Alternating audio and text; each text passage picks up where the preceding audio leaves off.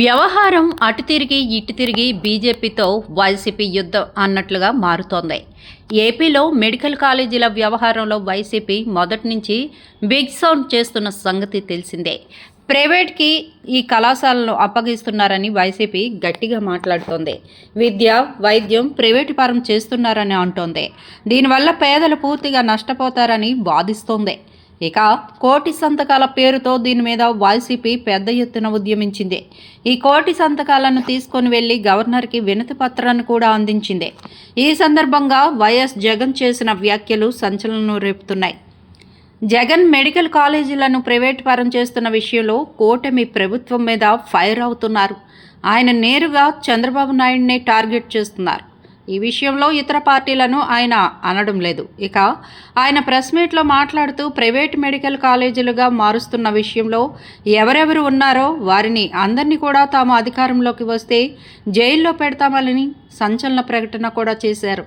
అయితే ఆయన మాటలకు టీడీపీ నుంచి ఎటు రియాక్షన్ ఉంటుంది, కానీ బీజేపీ నుంచి స్ట్రాంగ్ రియాక్షన్ వచ్చింది. అది కూడా కూటమిలో మంత్రిగా ఉన్న సత్యకుమార్ యాదవ్. నిజమే, ఆయన రియాక్ట్ కావాల్సిందే. ఎందుకంటే ఆయనే ఆ శాఖను చూస్తున్నారు. పైగా వైద్య ఆరోగ్య మంత్రిగా ఉంటూ ప్రభుత్వం మెడికల్ కాలేజీలను పీపీపీ విధానంలో ఇవ్వడం వల్ల ఏపీకి మేలు జరుగుతుందని ఆయన చాలా స్పష్టంగా కూడా చెబుతున్నారు. వైసీపీకి ఊహించని విధంగా బీజేపీ నుంచి ఘాటైన రియాక్షన్ వచ్చింది. మంత్రి సత్యకుమార్ యాదవ్ జగన్ చేసిన ప్రకటనపై మాట్లాడుతూ దమ్ముంటే తనను అరెస్టు చేయమని భారీ సవాల్ని చేశారు. మెడికల్ కాలేజీలను సొంతం చేసుకున్న వారిని అధికారంలోకి వచ్చిన 2 నెలల్లో పంపుతాను జైలుకు అంటున్న జగన్ తనను ముందు జైల్లో పెట్టించాలని సత్యకుమార్ యాదవ్ దీని మీద మాట్లాడుతూ ఫైర్ అయ్యారు. జగన్వి బెదిరింపు రాజకీయాలని ఆయన మండిపడ్డారు. ఇది ఆటవిక మనస్తత్వానికి నిదర్శనమని అన్నారు. తాము పేదలకు మరింత తొందరగా విద్య, వైద్యం అందించాలన్న ఉద్దేశంతోనే పీపీపీ మోడల్లో వెళ్తున్నామని ఆయన చెప్పుకొచ్చారు.